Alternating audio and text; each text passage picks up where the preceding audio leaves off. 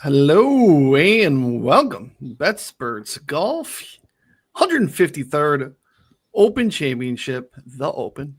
We don't even do the British thing anymore. We just stopped. It's just the Open. We don't even. We're in Ireland. It's not even about the Brits. Andy, what's going on?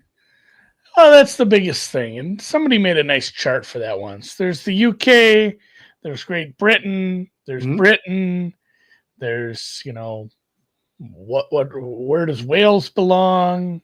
The UK. What's going on? Why are there several Irelands? Like, it's fine. Let's just call it I used to be a hardo about this. It's the British Open. Why are we changing things? But it's fine. Whatever. I just don't get.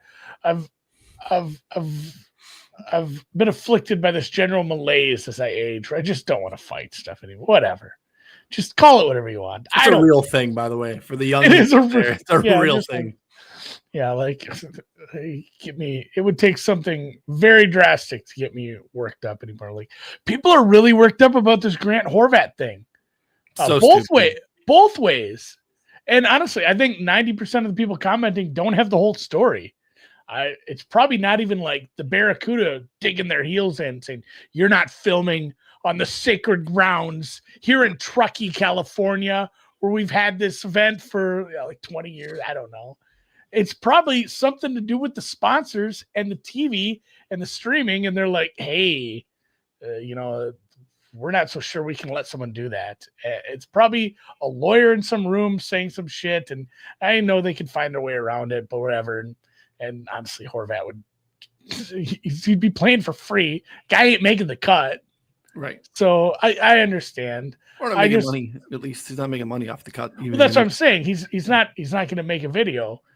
If they let him do something with practice rounds and stuff around it, I don't know, maybe. But man, people are worked up over stuff. I'm excited for 2 tournaments this week. We will briefly touch on the Barracuda at the end, but mostly focus. Yeah, I've done research. Yeah, Stableford. You getting Stableford model? I have a winner here. 2 years ago, I had Akshay at a nice number. Yeah. Don't think I had Dunlap last year, but I enjoy it. It is a scenic course. Honestly, if you like looking at the ocean and hills, good. But I mean, it's not that scenic, the Open. There's a bunch of bleachers and stuff too. It's just, hey, here's hills and heather, and there's the ocean again. Like, honestly, Pebble Beach is a better looking course than basically every single links course. We'll say Portrush has the potential to be, if we, and we don't have a lot of it. You look at the weather forecast, it's not clear.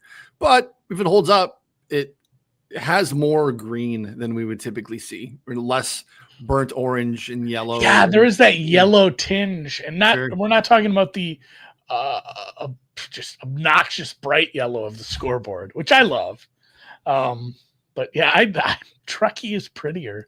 Like, there's lakes and mountains and trees. I don't have to wake up super, super early to watch that one.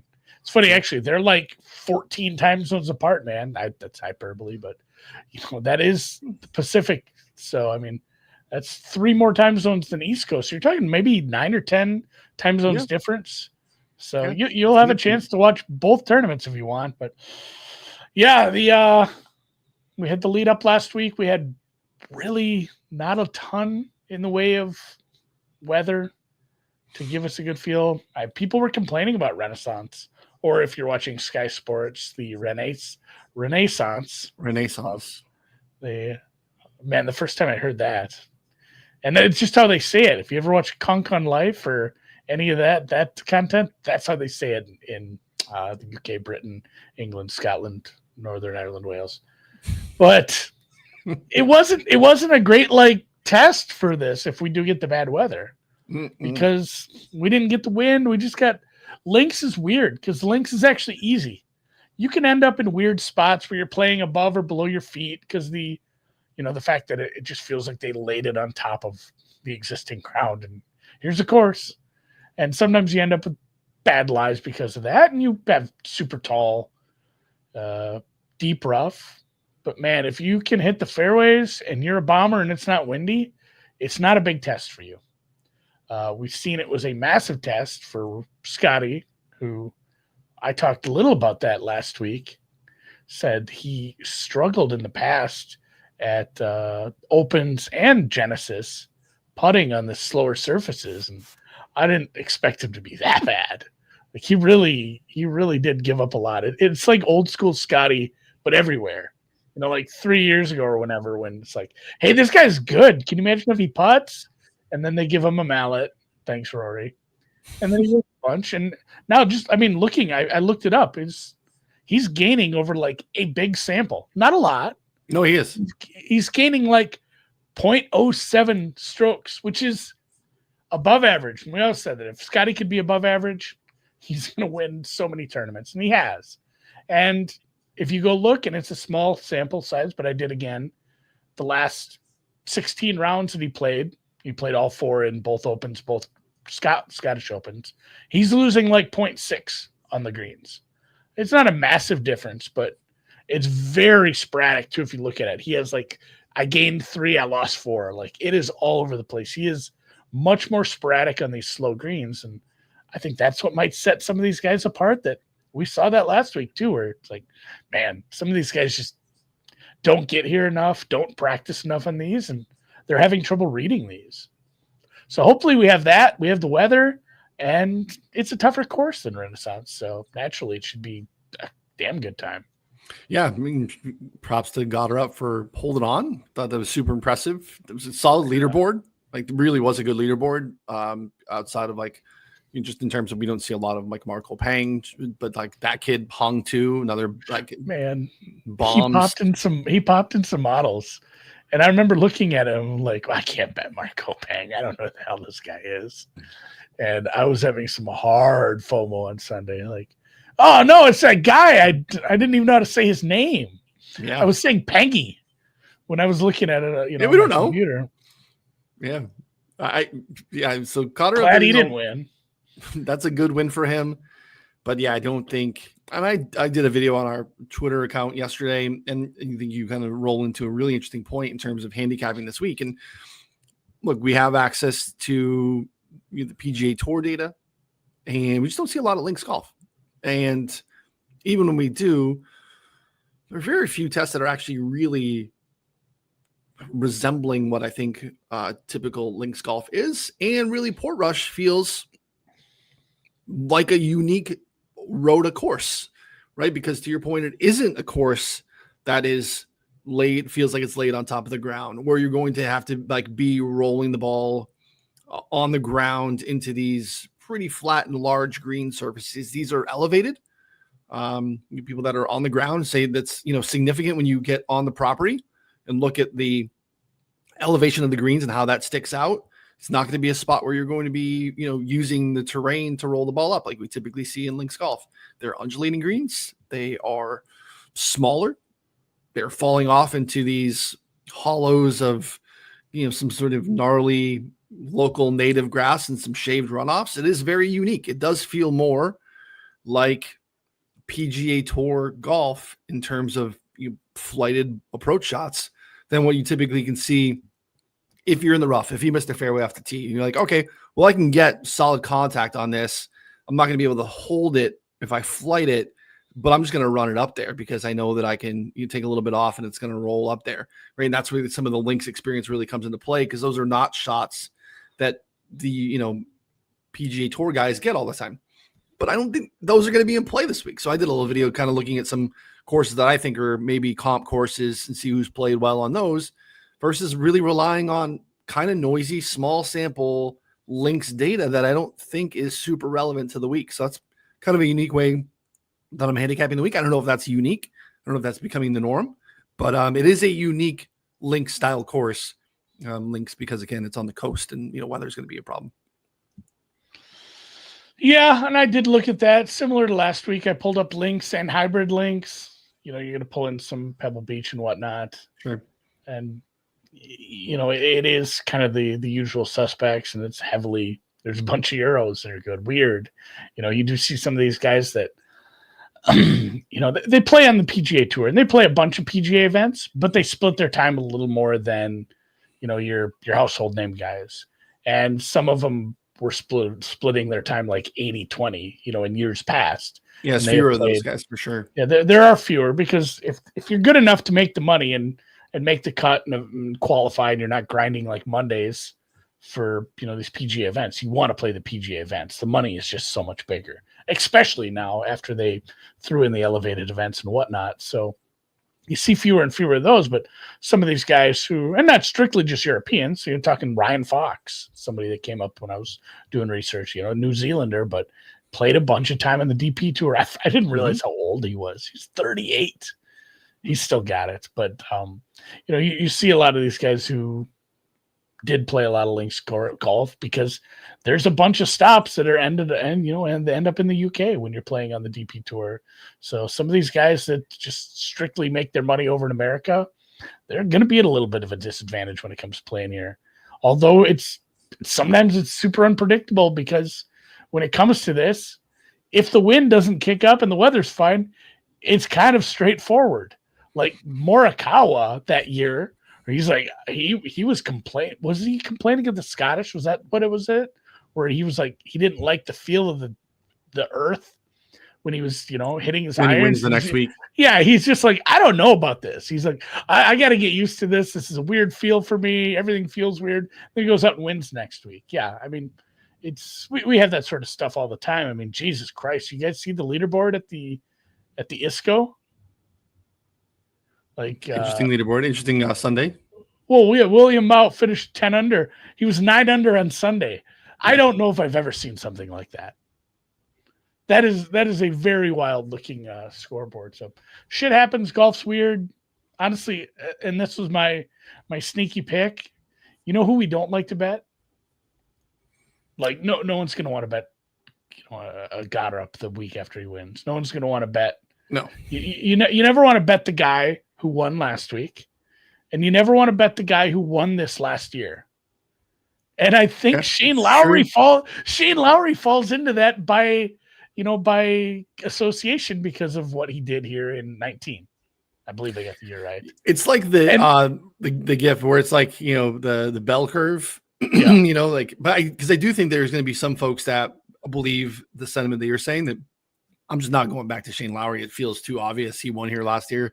There's going to be like some people that are just like, well, yeah, Shane Lowry won here last time. Let's go back to Shane Lowry. He's been playing really good golf, right? So depends on how much you're in the bubble. Yeah, the definite middle of the distribution is be like, no thanks.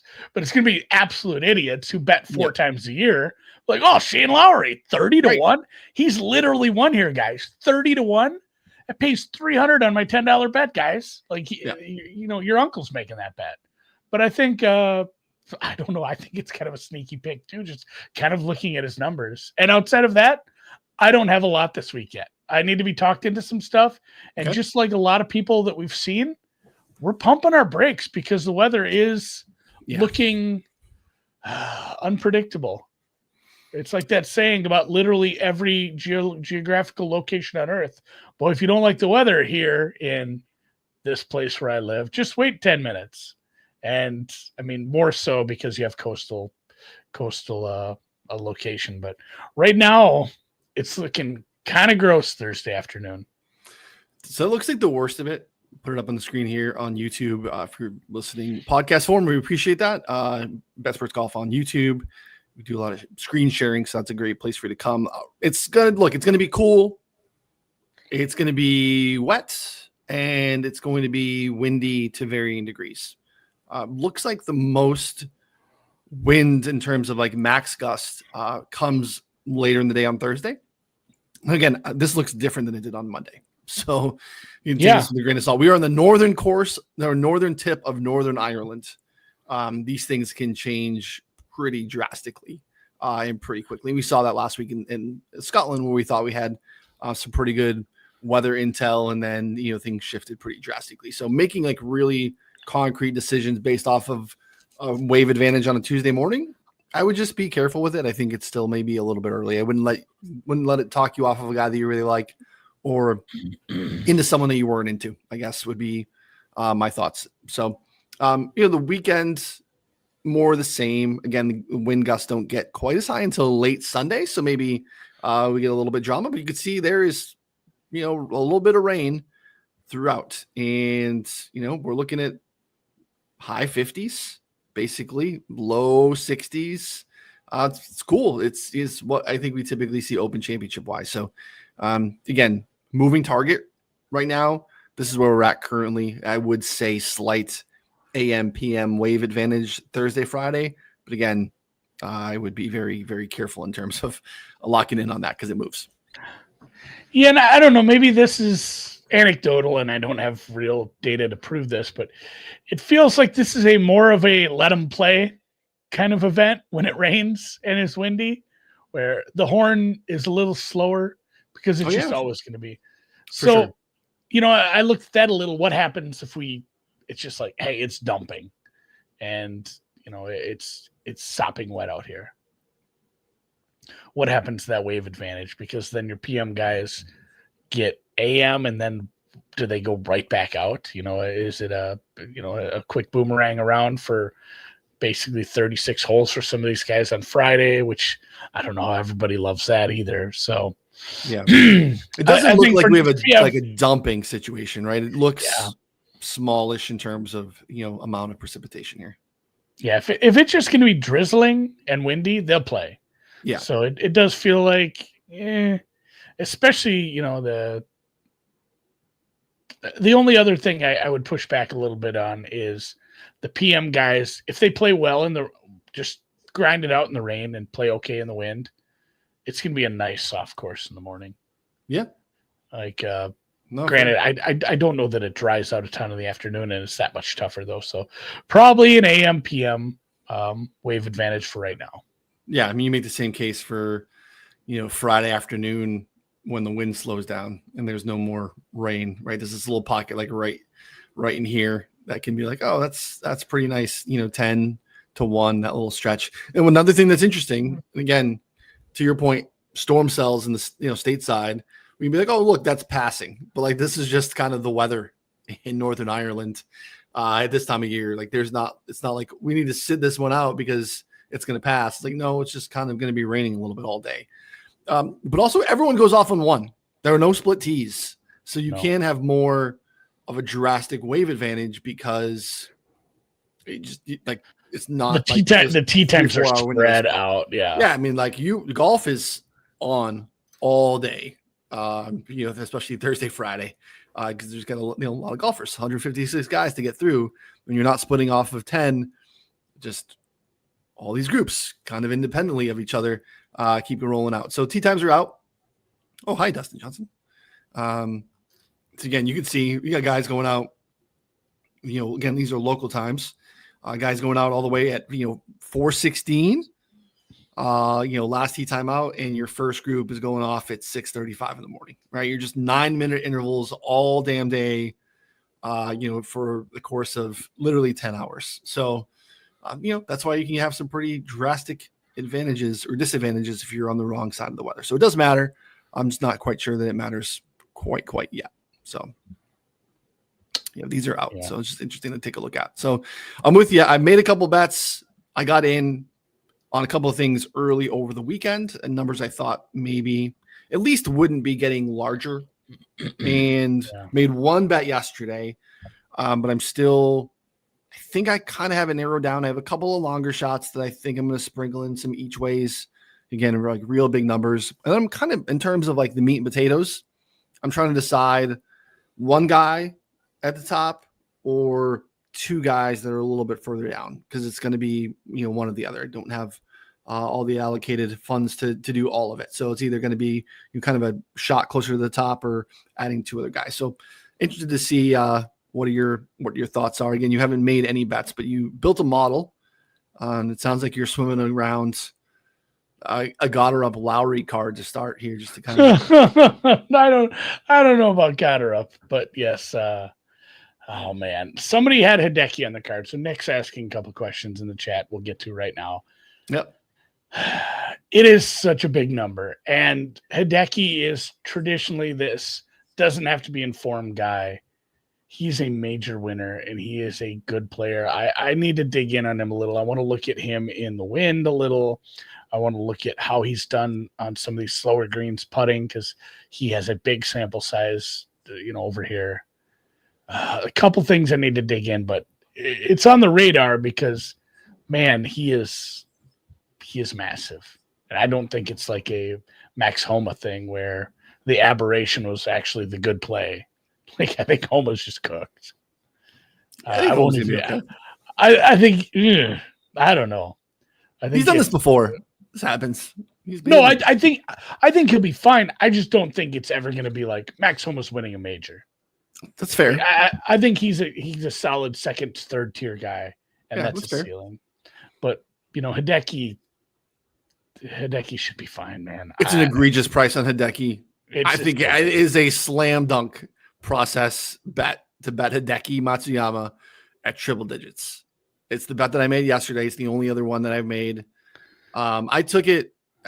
There was a book that had 80 in the without Scotty and Rory market. So I played it without Scotty Rory at 80. This was like 55 in other places. But I have no problem with 100 anywhere else. 80 anywhere else, just straight up. We're talking about like a dude, to Andy's point, he doesn't need form. We've seen him pop randomly. In a spot where I think guys are probably taking less than driver a little bit more frequently than what we've seen. Because again, I think it's paramount to be playing from the fairway. Because right now, the only thing that's kind of wrong and off in this game is the drivers kind of spraying it off the tee a little bit. But we've seen him play some of the comp courses that I like, that I think are interesting. Smaller greens, confined, tight, narrow fairways where there's a premium on accuracy off the tee. Arcadia, the Zozo, past winner. Southwind, TBC Southwind, where we play the FedEx St. Jude. Small greens, you got to be in the fairway. He won last year. Shows up at a handful of these courses. Some of Sony, the walleye, like you can't overpower that with driver. Guys club down, play from the fairway. He's obviously won at Sony. He's had some great runs there. There's so many comp courses I think are great for him this week. The irons have been really good. He gained over 2 shots per round in Detroit last time he was out. Found water off the tee a couple times, I think, which is hard to do even in Detroit because not a lot of water. So I don't know. I think it's that's the take on Detroit. Everybody says that. Hey, it's like the 3M, but it's really hard to find the water because there's just not as much. And then people do it anyway. Yeah. Real quick on the other question. I don't know. I don't have really a lot of legal books that I use on the regular that have each way terms. You're talking placing terms. I assume that's what you're talking about. They're reducing. That stinks. Usually for these majors, they'll give you some, good terms and jack it up a little, give you something to entice the average punter to join in and, 10 ways, 1/5 or something. Yeah. I have access to 2 books that offer each way betting. I don't see anything specifically stateside seems different than normal. The typical offerings in terms of, do you want a quarter for this many places? Do you want a fifth for this many places? Seeing, I think, fairly standard offerings in terms of, that on the stateside books. Really, I believe only have 2. Maybe there's some others that I'm missing, but I have access to 2 currently. And they're tricky books anyway, partially because of the limits that they take. So oftentimes you're having to finagle partial bet sizes there. Embedded at 2 different places at staggered numbers because they're not the same. So it's kind of the tricky part with those books. So yeah, nothing stands out to me in terms of that being off from a normal event. You think they'd be flush with all that PSG money they took? I'm sure the Club World Cup, which I'm sure you followed very closely, right? Very closely. Yes. All right, let's dig in a little research stuff. If you wanted to look at that, let's pull up the rabbit hole and look at guys who've played well in the wind. Yeah, and honestly, it's more than one thing, but a lot of these guys, if you dig in, they have low ball flights, and we can look at apex heights, we can look at some of that stuff too. But I kind of just want to pull up really windy conditions over a few years. It's funny too because another guy that I looked at, and he's 3 number here, Sepp Straka, $7,400, and I get it. Maybe he doesn't have the links chops, but I was looking back at some of his wins too. And T2 at Hoylake, I think. Yeah. I bet Sepp. Yeah. 65. Yeah. That's what I bet so far. I bet Hideki yesterday, huge number. Hideki is that's just a bad number, and it's triple digits or close to. It's not an expensive ticket to have. We're talking a class golfer who pops randomly, who's not even playing that poorly right now. Hideki is a play. Sap I played. Get elite iron player. I think we're talking about that mattering a little bit more here. 65. Okay, yeah. Sep, anything better than 50, I think, is a play. Like we mentioned, multiple wins on tour this year. He's good, and everything I looked at for like small greens, iron play, it checked out. And then I did look back at some of him playing in windier conditions. He won a tournament in pretty windy conditions. That Honda Classic he won in 22, which I believe was his first win. This side of places was kind of windy for big chunks of that tournament too. He's not been bad in windy conditions, so yeah, I think Sep's a play. I have guys circled. I just can't fire yet with this wind stuff. Maybe no, for sure. Maybe I'll calm down a little once we get to this afternoon. But man, it makes it scary to you bet a guy, you love it, and then you see the wind shift, and suddenly his number goes up 20 points. Nothing right now looks as drastic as last year. Because remember last year, that Friday, you were dead. If you were in the wrong side of Friday last year, you were out of the tournament. I had some real good guys that had nice Thursdays and then just missed the cut because it was just insane out there on Friday. So it does matter a little bit. My other play so far is Russell Henley. No surprise to anyone who's watching the show for the second time. That I'm going to bet Russell Henley in a spot where I think there's a premium on accuracy off the tee, and short game matters a ton. And Russell Henley's got those things in spades. So same price as Sappy was, in the mid to low 60s. So those are the plays so far. So have a lot of wiggle room on the board because I haven't taken anything short of 60. But I'm not sure what to do with it. So again, great resource this week, even though if you don't want, can look at link style courses. I mean, look, if you go back here, just to show people, you can do region stuff. You want to look at like UK, Ireland. You can just kind of hone in on that. Again, small sample, but available to you. You want to look at coastal courses, links courses, hybrid links courses. All of this stuff is here for you as well if you want to take a look at it. You want to look at specific course type and just kind of run down and look at the previous Open Championships. You can do that as well. So really great resource. I think you're looking at almost everything through the lens of very strong fields is a good way to look at things this week too. I think that's an important way. But to Andy's point, we have a few things down here that I think matter a ton. We're going to have a combination of moderate to windy conditions. We're going to be in the moderate to cool temperatures. And I think we're going to have a lot of wet grass from a condition standpoint. So, playing around with these and mixing them up, you're going to find some pretty small samples, to be honest. But I think it's also worthwhile to look at, bigger samples. You're going to have to go way back. And then that gets a little tricky too. Do I want to really pull back 5, 6, 8 years? Is that like super relevant data? I think that's a discussion that we can have. That I think probably not so much, but let's take a look. Right now I have it on 3 years. What do you want to look at first? You want to look at just straight windy or straight windy? 18 plus. Okay. So we don't have a lot of that. Just like the dance club on. Yeah, I mean, no, but I just want I want to overlook, just look hard at who played in really nasty conditions because there is a little of it. Yep. And I just want to see if there's some surprising names one way or the other. So you didn't put a minimum round feature on, which we should because we're going to get these guys here at the top that are John Catlin. 1 round, but he was good, man. What a round! What a round he had! All right. It's crazy. Hey, look, really good even in wind, it's Scotty, Rory, Bryson, Rahm, Hatton, Lowry, Connors, and Morikawa. Machikawa. Did you see the menu? There's fun drinks that are named after golfers. It's a Machikawa. All right, I like some matcha. Nothing that stands out here, I guess. Corey Connors probably a little bit higher. Corey Connors very interesting to me this week on the short list of guys I'm considering.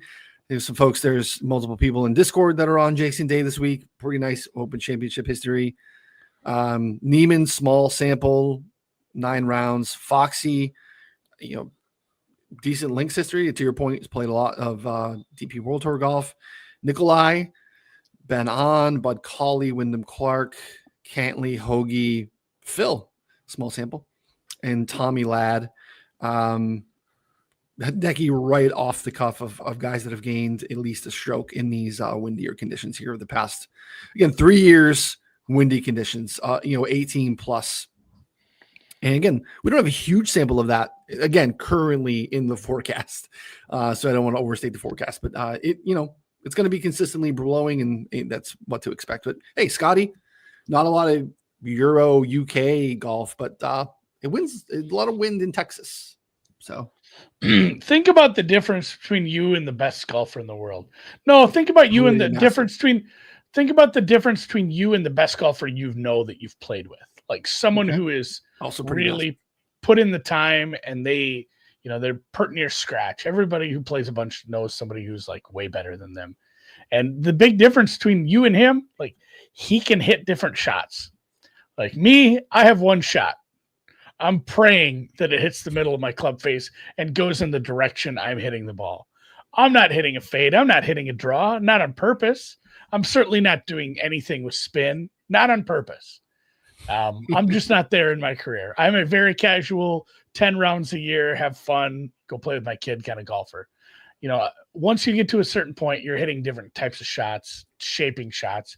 And I think even on tour, the difference between, the 100th best golfer and Rory, Scotty, Braun, Bryson is their ability to shape shots and, hit it more consistently and do what they need to do, playing smart golf, managing a course. And I think that's kind of what you're seeing here. In windy conditions, it's still just the best golfers at top. They're the best because they can adjust to the wind. You don't see like, oh, this guy, he's a top golfer, but boy, when it's windy, he just turns into a pumpkin. He can't play. He's just awful.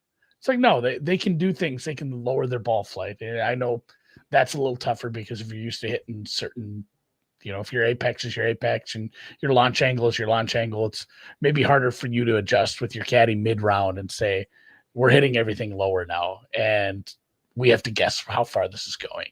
Yeah. Because that becomes a big issue. Is like, all right, we're playing at sea level. I'm going to try a lower launch angle on everything, and we got to figure out, with the distance I'm hitting here, what club am I doing? And it becomes a bit of a problem, but at the same time, they know what's coming. They can prep for a lot of that. So I think some of these top golfers are going to be just fine in the wind. It's just going to be the wind plus the wet conditions and the fact that these are tough little greens. It's going to get that. That Thursday afternoon crew is just going to hate life for some parts of that round, I think. A lot of good golfers in that section of the board. So let's look. I'm going to add moderate. We're going to bump up the wind a little bit, because I think this is the majority of what we're going to have currently. We're going to have winds, but not necessarily super windy and not light. And then I'm also going to add wet, because for the most part, other than Friday, right? Friday looked like just late in the day, real sprinkles. Looks like most golf will be played. Again, like guys are going off tee time wise. Most golf will be played in drier conditions in terms of like actual downfall while playing. Might still be wet from the day before. But again, there's just same thing. Saturday, rain in the middle of the day, Sunday, rain all day. So it's going to be wet. So let's look at that instead and get a sense of, again, we're driving out a little bit more on creating a larger wind sample and adding wet and see what our sample is and see if any of the names shift and change here. So I think this is probably a larger, kind of around the same sample. All right, so some changes. So still Scotty, Rory, Rahm. Bryson fell a little bit. Again, his sample is very small regardless. Cam Smith and Patrick Reed pop in here. Interesting. Ludwig, Ty Hatton, again, smaller sample, but, bigger than Bryson. Cantley still in there. Denny's a mutter, I guess. He pops in here. He's higher than he was. Harmon, McNeely, Ben Griffin, Novak, Scott Fox, Neiman. Okay, so some names, some guys that pop in here that are a little bit different. Hideki's still right here. Connors falls a little bit when we drop that sample. There's Henley, JT, Nick Taylor. Some interesting names there for sure. So, what was your price on Henley? Just curious. 65. Okay. He is like 70 at bookmaker right now. And it is calling to me like that Green Goblin mask. He's another one that I wrote him up a little this morning in the Golf Digest thing. And it's like, man, what has this guy done wrong to not merit a look here? Like very much in the mix here last year, the Open Championship on Sunday. I had 170-1 sweat on Sunday with him, and he's, I think he finished 3 shots off, or finished fourth. But it clearly not a comp course, but look what he did at Oakmont. Tough conditions. And Bay Hill. I mean, I've heard, I believe it was Steve Bamford. I respect Bamford a lot. Trying to make a Bay Hill comp, which again, like, part of it is, and I get the point, there's a missed fairway penalty and a rough penalty. And that's what's going on here this week. There's a missed fairway penalty and a rough penalty if you're playing your second shot. And even though you wouldn't think of, Henley being long enough to contend to Bay Hill, he won. And look who else he beat. No, and I think that's the precision. Like, right. He has off the tee precision. This is what I wrote. Off the tee precision, stellar iron play. It should keep you in the mix. Like, if you make your putts, those two things are going to have you close enough where you're absolutely in the mix, because of the, like you said, the penalties for missing the fairway badly, big penalty. But he's just been so accurate off the tee. He's played well in big events. And honestly, I looked at some of his other stuff. Underrated short game, underrated scrambler. Like, absolutely, he might just be, hey, I'm just going to be a top 10 golfer. And that's where I belong all the time. And he's 70-1. I've been here. We're get on the street. He's just good. He's good. He's got it all. Okay. I'm just gonna Control-C, Control-P. He's good. Card apparently. Although one you haven't mentioned that I've looked at pretty hard, and I just got to find maybe a slightly better price is A-Bear. Bet him last week. Saw some things. Wasn't complete. Man, I had some scares. I was telling this to Cal. I didn't think I spent enough time last week prepping, because I had to start my deep dive football podcasts. Sure. It takes a lot of time updating my numbers, doing final checks, catching up on every news to make sure when we do our podcast, I have all the NFL news for those previews. So we're doing 4 a week, hour-long previews for every team. It takes a lot of my time. I felt like I just didn't have the same amount of prep for golf, and there's 2 tournaments. So I lowered my stakes. That's what you do. Say, I'm still betting this. I trust my numbers. I like it. I'm going to lower my stakes. And I had Chan Kim just ripping out to a huge lead in Kentucky. And I had Wyndham Clark at like, God, what his number was like 115-1. Yeah. I had A-Bear. God, there was another one that was in the mix. I had like 3 guys in the mix in Scotland too. I'm like, this will be the goddamn week that I win both tournaments. Which, when I did have Akshay that week, was that a Colin win? When was the final Colin? No, that was Harmon. That was Harmon. Harmon. I had a double dip with Colin. It was his other major. I had a double win week. There's no higher high than that. Oh my gosh. I may never do that again, but I will bet every alt event chasing that feeling. But yeah, having both, getting 2 outrights in the same week, jeez. So that's the hope this week. And I don't know, your thoughts on the Swede? I worry about, can he slow down? I feel like he plays too fast. Like there just seems to be like mental lapses occasionally that happen, where it's like you feel like you rush that shot because the good is so good. He's just been less consistent, and his around the green has been kind of a bugaboo. It's not been good enough, and that's what would worry me here for him. It's right. It's like the other guy that I absolutely love watching him play. It's Victor Hovland. I think they're both so interesting. I think their tee to green skills are absolutely bonkers. They can get white hot on greens. Larger sample, I guess now, increasing sample, I guess, on Ludwig's side is putted really well on fast greens. So I'm not quite sure if we have a large enough sample to see what he's done on slower greens, but look, it's a biggish number, and I get why anyone's interested in kind of blindly saying, okay, that guy around 30, I'm just kind of going to just take my chances and feel like I'm betting on long-term history and just see what's going to happen with this kid. So I get it. Not on the card though.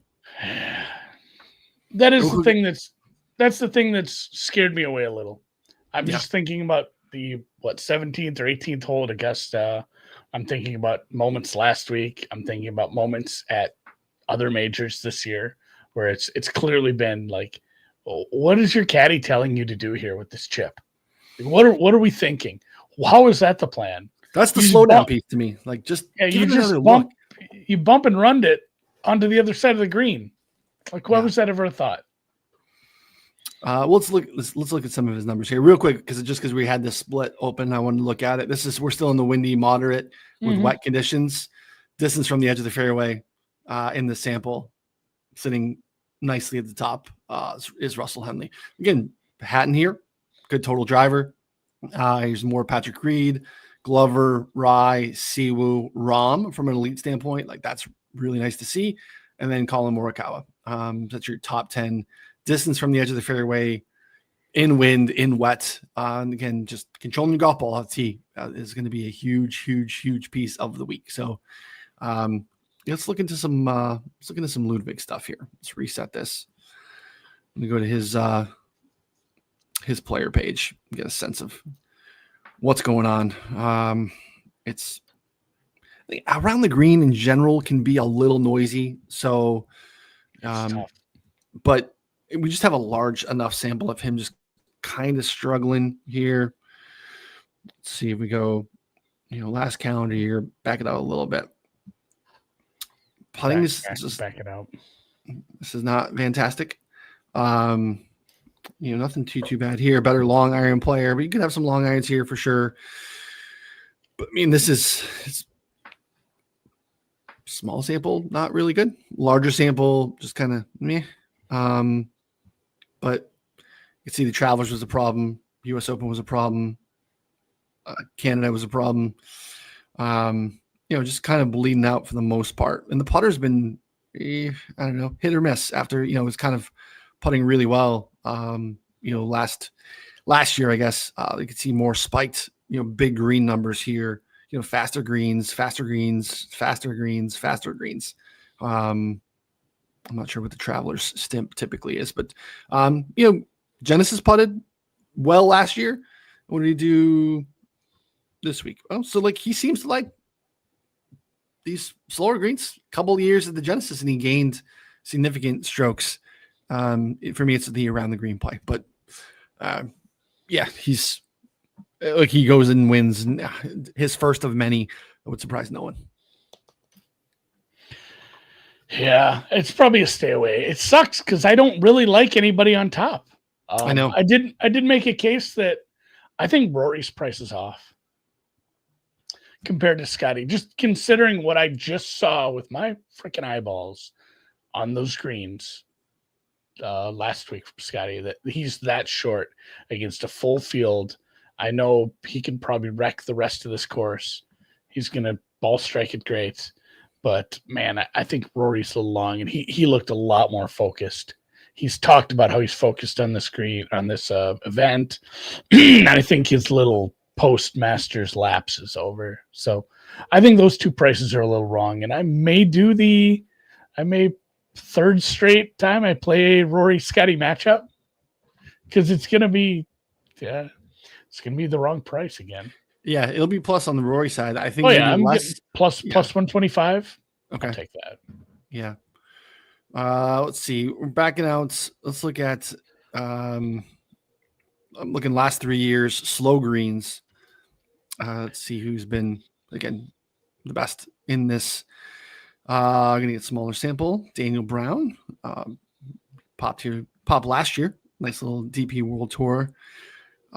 You get some good putters, although Lowry not a great putter. A nice slow green putter. Daniel Brown, Sam Burns, Shane Lowry, Matthew Fitzpatrick, Andrew Novak, John Rahm, Minwoo Lee, Mac Hughes, Akshay, Rory. Top 10 slow putters, or putters on slow greens over the last. And Sam Burns is just elite putting everywhere. Correct. He's going to pop no matter what you do for splits on putting. Yep. But other than that, it wasn't a lot of American flags. No, not a lot. Let's see. Scheffler losing about a quarter stroke per round. 37 rounds over the last 3 years on slow greens. So to your point, not his preferred service and not in line with what we've seen of him this season and his improvements around the green or on the greens in particular. So, it's mostly elite, a lot of elite putters. Let's see who's been bad. It's a pretty decent sample of poor putting from Ben Griffin, Keegs, Hideki. Here you go. Hideki, slow greens. To your point, let's take a look at what those are. It's not great. Cam Smith thoughts from Nick, 4-1 top 20. What are any Cam Young thoughts? Cam Smith, I'm sorry. I haven't thought about him much. He's been a really hard bloke to get a grip on. I'm going to use some local terminology. It's a good word. I mean, after the shift, it was like, oh man, this guy, he cared that they played the Australian events and he had fun there, but man, it's been tough to gauge if he's going to bring a game to any of these majors or not. That's a big number though on a course that he should excel on.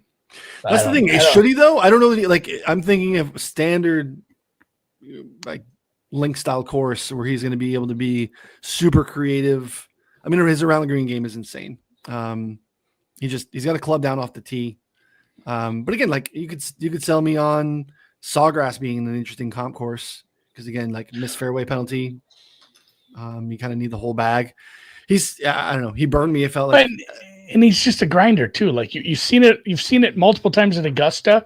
He can grind a course, and this is a bit of a grinder's course. This is another reason I'm probably going to put a few bucks on Patty Reed again every week. Every week I can bet him now. No, I agree. This is what's fascinating with Hideki. This is a great example of why almost nothing that I can find in here is going to matter to confirm or deny the thoughts on why you should bet Hideki. Here's the century in 2024, classified as slow greens. I mean, look how bad this putting is in 2024. I mean, this is just, he is at least a stroke per round. Over the weekend, 6.5 strokes lost putting in 2024. We did 2025. He won the golf tournament and gained comfortably every single round. So, what do I just, it's fleeting, right? Lick your finger, put your finger in the air, get a feel for what it is. It's blowing all over the place in terms of trying to land the plane on where Hideki is in the moment. So it hasn't been great on slow greens, but there's also been a run of awesome putting on slow greens too. So it's just how's he currently putting to me more than anything. It's like the speed conversation, right? Just if I feel like I'm rolling it well, I'm rolling it well. It doesn't really matter. Surface, speed, anything like that. So yeah, interesting guy. Here's, recent form Hideki. Recent form putting's been pretty flat. Approach has been pretty dang good. Again, bleeding off the tee, but this is I think when we get into a spot where club down a little. Yeah, fine. Right. Just who cares? Just 3-wood, find it. Yeah, just long irons. That's a guy that we know is going to be on the range with 15 different clubs. Oh my God. I thought that was a joke, but he played the 3M once when I was there. And I think it was there. Maybe it was Waste Managed, but I did see him on the range and they had one of those dividers where you could lean clubs on. And there were 20 clubs laying on it. It was crazy what he was doing pre-round. Some of these guys, it's I've been playing with these wedges since, for 20 years and I'd never changed. And that guy is dicking around with his clubs every week. Yeah, he loves tinkering. I mean, look, he's not been super competitive, but he's made the cut. He's been, it's not like he's been just completely ejecting. It doesn't make sense that he's triple digits. So I highly advise that to be a bet for people because it's a small price at that, at 80 to 1. Long price, maybe a small ticket, it's not going to cost you a lot. And again, seeing this big bright green 2.14 on approach at the Rocket, his around the green play is fantastic around the green. Soft hands, yes. Soft hands. And look, he's actually gained strokes putting in what is this? 6 of the last 7 starts. Couldn't figure him out at Oakmont, but yeah. So I mean, a lot of people had some issues there. Correct. One last guy before we talk a little CUDA at the end. I am going to play Ryan Fox at 90 there's a few long shots I like here. Yeah. And we mentioned it before. We were talking a little off the air or in the work Slack about the links of history he has. He's won a weird links event. I don't follow the DP enough. I should, because Ryan knew about this, but I was like mad. They basically have a carbon copy of Pebble Beach or AT&T where they play 3 different links courses with a pro-am, and then on Sunday after a 54-hole cut, they finish it out. And Foxy won that a few years back. He's played plenty of links. Yeah. He's playing good golf right now. And yeah, he's 90 or better at a few places. You can find that price on him. I'm fine taking a couple long shots here. He's long off the tee. I think he can be accurate enough. He's had success at the Open in the past. He had a decent finish last year. He's never missed the cut at the Scottish. And he's cheap because he had a rough weekend. He played like shit on Saturday and Sunday. He had not elite, but he had a great Thursday, and it just kind of went downhill from there. So he's a little cheaper because he didn't look that good in Scotland. Did you know his dad played professional rugby? It hadn't come up. I don't know. We'll have to see. Maybe they'll bring that up on one of the broadcasts one of these days. Yeah, one of these days. So yeah, he just needs to rein in the driver. He was well below his normal accuracy last week. And it's a Hideki thing. Like, well, if he's clubbing down in a few of these, he's going to be much more accurate where he can be. And he's just going to find greens at a high rate like he always has. So Foxy's somebody I like.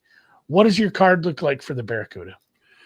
I don't have any Barracuda, but I'll give you can I rattle off a couple other? You got a couple more? Yeah, go. Yeah, just a couple of thoughts, other guys, but then I want to get your CUDA thoughts because I haven't dug in. So I want to see my alt fields specialist. I want to get his takes here. So I'm kind of right now at the top deciding if I want to either do John Rahm or probably Hatton and JT. I think you're probably out on JT, which would probably, yeah, just fair. But like, there's a lot of Hideki vibes to JT, right? Like off the tee, spraying it is a problem. Windy and wet, we know he can get it done. Around the green, he's fantastic. And approach play is still in line with his historic, and there's 60 out there on JT, right? So we're not talking about like 30 on JT. We're talking 60. So that's very interesting to me. He's won on this year. He's won this year at a course that you wouldn't like. Harbor Town is tight, narrow, small greens. You can't spray it off the tee. So I'm leaning kind of Hatton JT right now. A couple of the longer shots that I think are interesting. The more I've looked into Nick Taylor, people have made some comments in the chat. Nick Taylor, I did some like looks. Nick Taylor's playing really, really, really good golf. Hitting fairways at a really high rate. Like he's up strokes gained across the board. Has been way more consistent than I realized when I looked at Nick Taylor. And he's long. Like I think like 150, 160. You can get like each way bets at 110, 1.25 or something like that. I think that's a pretty interesting number. Novak is kind of the same for me. I think Novak's pretty interesting. We saw him like distance from the edge of fairway grades out pretty well. His around the green stuff is good. He showed out on some courses that I think are kind of similar. So he's a long way. Corey Connors, like is Corey Connors winning a major championship? I don't know, but he's going to play from the fairway almost the entirety of his 36, maybe 72 holes. And that's a pretty massive advantage. And he's actually better on slow greens than he is normally, but his actually putting has been fine. He's been like 2.5 years of being like field average putter. He's not like, looked at him. Couldn't quite get there. It's like 90 though. So like that's, I know, it's crazy. But I have enough guys already. I know because I probably won't have anybody at the top. I will say I am circling around Hatton. It was Hatton and Abear. I can't play Rahm at that short of a number. I probably won't play Scotty or Rory at the small numbers. I'm not in on Xander. I don't think Bryson has a very good tournament at all here. No. What would Bryson number have to be for you to take it? 35, 40. Like Okay. he's low to mid 20s. It's just tough for me. Yeah.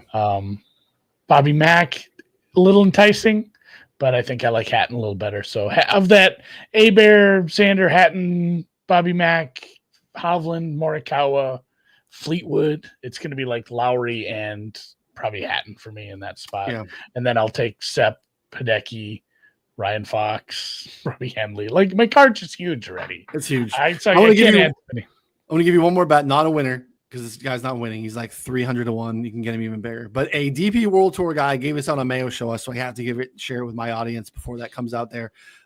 Christopher Ritten. I was not aware of this gentleman, but he's fourth on the DP World Tour in points. He's got 6 top 13 or better finishes in the last 8 starts, including last week of the Scottish, which was a good field. He won in Belgium in May. He's got 3 other like T4 or better finishes in that time frame. So he's really hot right now. He's all over the map statistically. It's not like he's doing it's mostly putting, to be honest, but he's popped in other places, and it's like plus 2.25 to T40 on Caesars. DraftKings, I think, has that as well. His top 20 end ties is like 650 on FanDuel. The guy's just rolling it hot. Obviously, he's from Norway. He's very familiar with this style of golf. So that's a positional only down the board. If you want to each way him at 300 or whatever he is, knock yourself out. But I'd rather take the T40 and give me a bunch of outs for almost 2.25. So all right. Can you pull up my I don't think I saved it as like a expert model. Shoot me the link. I will shoot you a quick link though. Cuda, Tahoe, Stableford, modified Stableford, guys. It is when you're looking at this leaderboard, it's always going to throw you for a little bit of a loop because of the the fact that we have the weird scores. So it is a risk reward thing, and you do kind of have to look at guys. It's not so much bogey avoidance; it is very much birdie chasing, birdie getting, because you do need to score here. A birdie is worth twice what a bogey is at this event. So it is modified Stableford, where you get 8 points for a double eagle. What is it? 5 for an eagle, 2 for a birdie, 0 for a par, -1 for a bogey. And then at a certain point, you just it doesn't matter. So I think it's only double bogey or worse. So I'll have to triple check the scoring on that. Either way, the model is going to have to be built around, approach guys. It's strongly a second shot course. Got to throw darts, got to make putts. Accuracy matters a lot here because it's there is some water, there are some issues out here, but you can kind of bomb it as well. So it's kind of a combined driving type course where I'm gaining strokes off the tee, gaining strokes by bombing it is going to be fine. The par 3s are tough. You're not going to score on that. The 5s are easy and scoreable. They're only 3 because it's a 71. It plays 7,500 yards, but it's at altitude, so it actually plays closer to 7,000. Wow. So it's actually technically short because of being a par 71, basically at about 7,000. Just, you got to get birdie chances. So you're going to have to look at greens and regulation. You have to look at birdies or better rate, going for the green kind of things. Bogey avoidance probably isn't going to be on my list. This is a model I made last year. I'm probably going to remake it because I don't know why some of the putting stuff is missing for some of these guys. I think I went too granular on the putting, which is fine. But total driving, proximity, birdies are better. I didn't go to I went just bent POA, which 20 round minimum probably for 2 years. Minimum round on bent POA. I think that's where it's throwing some of those guys. That said, it's only 15% of the model, and these are some of the names I like. Love Hubbard. I'm a big Hubbard guy. Dude, I love Hubbard last week. He broke my heart. I thought he was a great play last week. Yeah, he's not a big number. Eckroat is. Eckroat is someone I'm playing. Cam Champ I've been playing for weeks. If maybe his family can send me some money and I won't bet him this week and he'll finally get a win. Again, he's a winner on tour. Kevin Roy is someone that's popped up in a bunch of stuff. I don't know where he is on this, but he's probably a play. It's going to be look at him. He's 13th in the model. Eckroat, Roy, Hubbard, maybe Lee Hodges. It's going to be a bunch of these guys near the top. I'm going to do a little more work on this, but I'll have a 6-pack of plays for this tournament too. Why wouldn't I have 12 outrights this week? You got to have Rico. You can't not bet Rico. His putting is a little worrisome in a birdie fest. I actually don't love Rico in a birdie fest. So I'll probably redo this model and save it as an expert for you guys to take a look at. If you want to check it out on the rabbit hole at betspertsgolf.com, we got to run. If you watched on YouTube, hit the thumbs up. If you listen in podcast form, we thank you as well. Leave a 5-star review. That helps us out. Share it with a friend. Retweet it. Follow us on socials. Have a great Open Championship / Barracuda week. Get ready next week. The big one. The 3M. People's Open. I'll be there a few days at least. Love going up to the 3M. I don't even think it's going to be crazy hot, which it's usually like 115 in the shade on that week. Looks like, oh my gosh, we might have 79 next Thursday as a high. Oh, Daddy can live with that. So see you guys. Weather reports 9 days out. No, real interesting. Not going to help me much. So I'll see you guys.